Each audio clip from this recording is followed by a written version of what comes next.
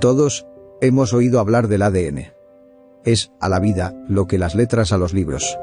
Esas pequeñas piezas que conformadas de una u otra manera determinan el rumbo de la vida de todos los seres vivos.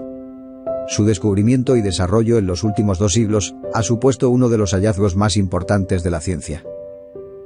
Daremos una definición más exacta, pero antes conozcamos un poco acerca de su larga historia. El ADN fue aislado por primera vez en 1869 por el biólogo suizo Johann Friedrich Mexer. Observó que dentro de las células había una sustancia aislada rica en fosfatos, sin azufre y resistente a las proteasas. Bautizó esa nueva molécula como nucleína, ya que se encontraba en el núcleo de todas las células estudiadas. Entre 1885 y 1901, la composición química del ADN empezó a definirse.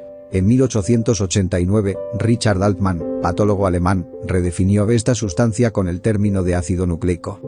Por su parte, el médico alemán, Albert Coxel, descubrió la existencia de hidratos de carbono y de unos compuestos o bases nitrogenadas, a las que llamó adenina, guanina, citosina y timina. Todas ellas dentro de la molécula de ADN. Este descubrimiento le valió el Premio Nobel de Medicina en 1910. Ya durante la década de 1920, el bioquímico ruso-estadounidense Phoebius Leven determinó la existencia del ARN, otro ácido nucleico necesario para la transmisión de información genética. Luego, con los aportes de Griffith, en 1928, los hallazgos de Avery, en 1944 y los experimentos de Hershey Chase, en 1952, se logró determinar que el ADN es la molécula responsable de la herencia. Un año después, Rosalind Franklin y Maurice Wilkins, Francis Crick y James Watson lograron dilucidar mediante estudios de difracción de rayos X la estructura molecular de doble hélice del ADN, lo que les valió el Premio Nobel de Fisiología y Medicina en 1962. Con toda esta odisea científica, la definición del ADN estaba más clara de lo que nunca había estado. Pero, en términos científicos, ¿qué es exactamente el ADN? El ADN, o ácido desoxirribonucleico, es un polímero esencial para la vida, encontrado en el interior de todas las células de los seres vivos y en el interior de la mayoría de los virus. Contiene las instrucciones genéticas que están implicadas en el proceso de desarrollo y funcionamiento de todos los seres vivos, desde las bacterias hasta los organismos multicelulares, como plantas y animales. El ADN se encuentra en el núcleo de las células, aunque una pequeña parte también se localiza en las mitocondrias. De ahí los términos ADN mitocondrial y ADN nuclear. Además, el ADN se transmite de manera hereditaria y de generación en generación, pudiendo sufrir modificaciones en el proceso de transmisión y que determinan la evolución de las especies. Un gen es un segmento corto de ADN. Los genes están en los cromosomas, que a su vez se localizan principalmente en el núcleo de la célula. Es la unidad molecular de la herencia genética, pues almacena la información genética y permite transmitirla a la descendencia.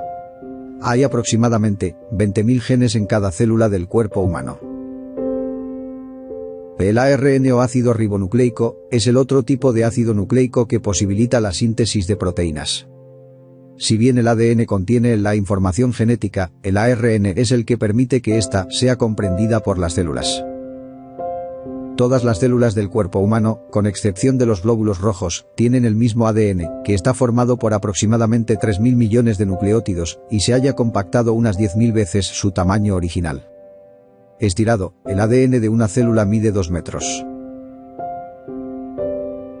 Pero, además de su función más evidente, la de proveer la información genética que nos determina como ser vivo, el ADN tiene otras funciones. Tiene la capacidad de hacer copias de sí mismo, permitiendo que la información genética se transfiera de una célula a las células hijas. Se encarga de la codificación de las proteínas adecuadas para cada célula, gracias a la información que realiza. Intervienen también en el control del metabolismo celular, mediante la ayuda del ARN, y mediante la síntesis de proteínas y hormonas. También la diversidad biológica responde a esta capacidad. Nuestra evolución como especie está determinada por la función de mutación del ADN. El estudio de la genética humana y de la codificación de información genética ha tenido consecuencias de gran importancia para toda la humanidad. El conocimiento del genoma humano permite la detección de las modificaciones en la secuencia de ciertos genes, responsables de muchas enfermedades, lo que proporciona un diagnóstico e incluso un pronóstico de dichas patologías, así como la posibilidad de desarrollar un tratamiento mucho más preciso y menos costoso. Y también hay que mencionar la ingeniería genética, que es el proceso de la utilización de la tecnología del ADN para alterar la composición genética de un organismo. Tradicionalmente, los seres humanos han manipulado indirectamente los genomas mediante el control de la reproducción, así como seleccionando aquella descendencia que tenga las características deseadas. La ingeniería genética, por su gran variedad y por sus múltiples aplicaciones, no puede ser considerada como un todo, sino que debe ser calificada por partes. Los fines terapéuticos de estas técnicas son muy positivos y prometedores, pero en cuanto a la actuación sobre embriones y la clonación, es necesario tener en cuenta todas las consecuencias a la hora de emitir un juicio ético. Además, debemos considerar si se atenta o no contra la dignidad de la propia persona. En julio de 1996 se consigue el primer mamífero clonado a partir de una célula adulta. Con el nacimiento de la oveja Dolly, el asalto de la revolución biotecnológica dejó de ser parte de una ficción futurista, para convertirse en un nuevo modelo de conflicto moral. Nadie duda que la modificación genética despierta temores. Si bien la ciencia no es inocente del todo, lo que alienta los tambores de guerra no es el descubrimiento de una nueva forma de tecnología. El control y el uso del fuego fue el primer momento de la tecnología de la vida humana. Y pese a todo, los seres humanos aprendimos a vivir con los beneficios del fuego, alejando sus amenazas.